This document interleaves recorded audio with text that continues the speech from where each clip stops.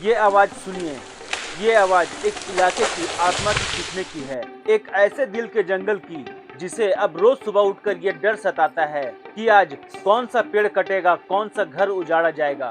ये छत्तीसगढ़ का हंसदेव अरण्य है, मध्य भारत का फेफड़ा, और इसके नीचे छुपी है एक ऐसी ताकत जिसने यहाँ के जमीन को अभिशाप में बदल दिया है। 5 अरब टन कोयला।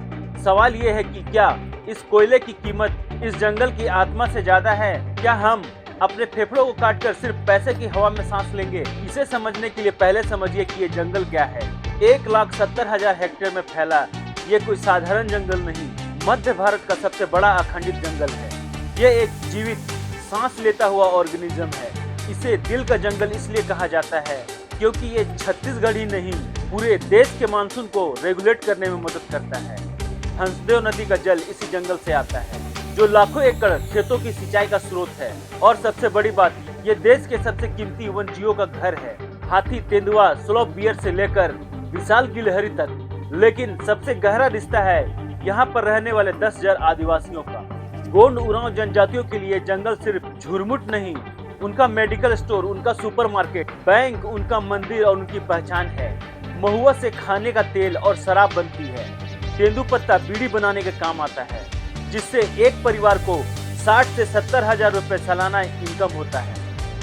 चिरौंजी, लाख, गोंद, जड़ी बूटियां, ये सब उनकी जीविका का स्रोत है। तो सोचिए, जब आपकी आजीविका, आपकी संस्कृति, सब कुछ एक ही जगह से जुड़ा हो और कोई आकर उसे खोदने लगे तो आप क्या करेंगे?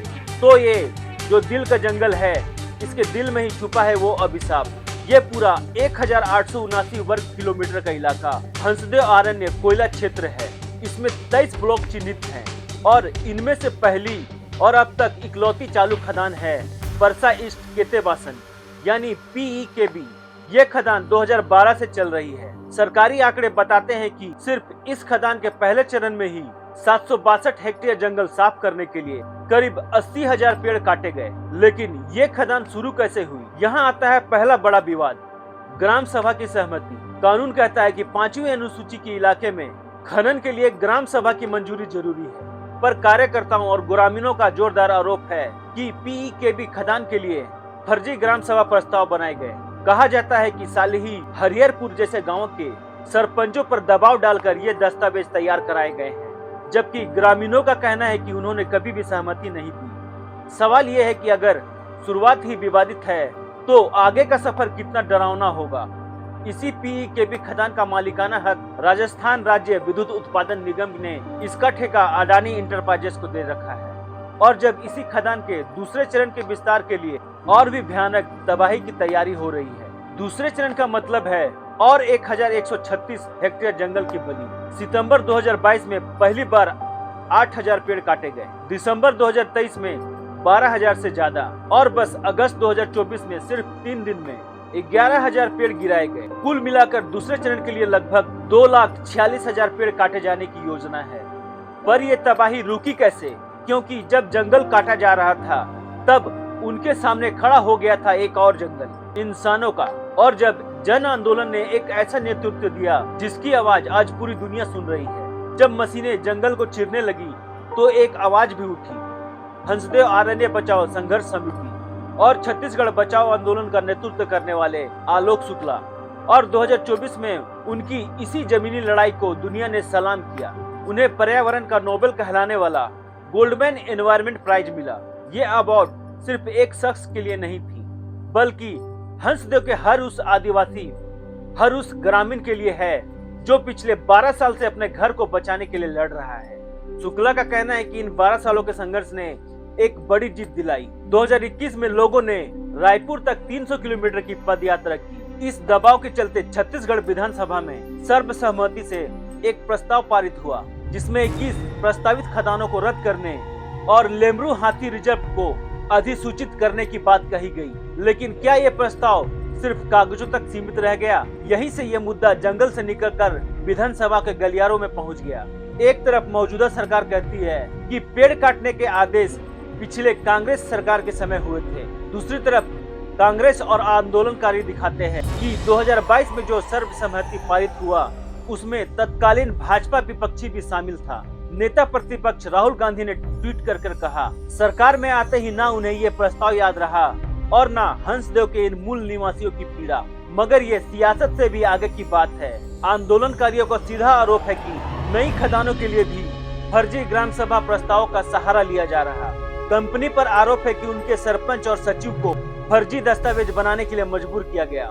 सवाल वही है, क्या विकास के नाम पर लोकतंत्र के सबसे बुनियादी सिद्धांत आत्मनिर्णय और सहमति को रौंदा जा सकता है? अब सुनिए खनन के पक्ष में दिए जाने वाले सबसे बड़े तर्क को। सरकार और कंपनियां कहती हैं कि ये कोयला राजस्थान के बिजली जरूरतों के लिए जरूरी है। पीईकेबी खदान से निकलने वाला कोयला राजस्थान के 4340 मेगावाट के पावर प्लांट को चलाता है। लेकिन यहीं पर आंकड़े एक हैरान कर देने वाला सच बताते हैं। दावा यह है कि पहले से चल रहे ये इकलौती खदान राजस्थान की मांग पूरी कर रही है। फिर नई खदानें क्यों? पूर्व मुख्यमंत्री भूपेश बघेल ने आरोप लगाया है कि ये आदिवासी हितों के साथ विश्वासघात है और कॉर्पोरेट हितों को लाभ पहुंचाने के लिए किया जा रहा है। तो क्या ये विकास है या जरूरत से ज्यादा संसाधन का दोहन? चलिए थोड़ा आगे की कल्पना करते हैं। अगर ये खदान विस्तार रुका नहीं तो क्या होगा? केवल केते एक्सटेंशन नाम के एक प्रस्तावित नई कोल ब्लॉक के लिए ही 1742 हेक्टेयर घने जंगलों को काटने की सिफारिश की गई है और इसका मतलब है कि 6 लाख से ज्यादा पेड़ों की कटाई। सुनिए, 6 लाख पेड़।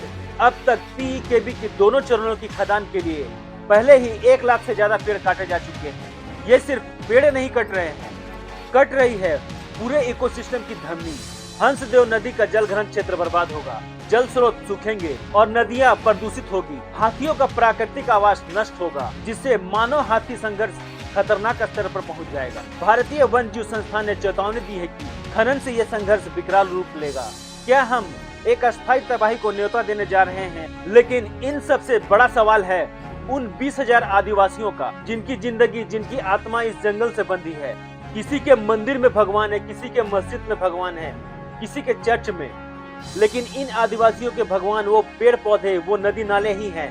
वो पर्यावरण की ही पूजा करते हैं। क्या उन्हें यहाँ से विस्थापित होना पड़ेगा? और अगर हाँ, तो क्या कंक्रीट का एक मकान उनकी सदियों की विरासत की कीमत चुका सकता है? जब पुलिस लाठीचार्ज करती है, जब विरोध करने वाले को हिरासत में लिया जाता है, तो क्या यही है विकास का रास्ता? आखिर में ये लड़ाई पेड़ों और कोयले की नहीं, बल्कि मानव अधिकारों और न्याय की लड़ाई है। हंसदेव में हो रहे हिंसा साबित करती है कि संघर्ष अब अपने चरम पर है। लेकिन ये विरोध अब झड़पों तक सीमित नहीं है, ये एक संगठित सतत आंदोलन है। सितंबर 2025 में हंसदेव बचाओ संघर्ष समिति ने अंबिकापुर में धरना दिया। उनकी मांगे साफ है, हंसदेव को नो गो जोन घोषित करो, लेमरोन हाथी रिजर्व के आसपास खनन बंद करो, फर्जी ग्राम सभा प्रस्ताव की जांच करो। और अगर जंगल, जानवरों और इंसानों का दर्द आपको समझ नहीं आ रहा तो सुनिए इतिहास की चीख। हंसदेव इलाके में है रामगढ़ पहाड़ी, जहां दुनिया की सबसे प्राचीन नाट्यशाला मानी जाती है। आंदोलनकारियों ने चेतावनी दी है कि खनन के भारी विस्फोट से इस पुरातात्विक और धार्मिक धरोहर में दरारें पड़ने लगी हैं। सोचिए, कोयले के लिए न सिर्फ हम अपने भविष्य बल्कि अपने सभ्यता की जड़ें भी काटने पर तुले हैं। ये कैसा विकास है जो इतिहास को मिटा देने पर भी आमदा है? तो अब वो वक्त आ गया है जब हमें फैसला करना है। हंसदेव अरण्य, दिल का जंगल बचेगा या कोयला निकलेगा? ये सिर्फ छत्तीसगढ़ का मुद्दा नहीं रहा, एक ऐसा मोड़ जो तय करेगा इस देश में विकास का मॉडल क्या होगा। समाज से भी टिकाऊ या न्यायपूर्ण, या फिर लूट, विध्वंस और विस्थापन पर टिका हुआ। संस्था और आदिवासी कहते हैं ये बिना सिर्फ एक पूंजीपति की जिद के लिए है। सरकार कहती है ये विकास और रोजगार के लिए जरूरी है। सच क्या है, अब फैसला आपके विवेक पर है। धन्यवाद।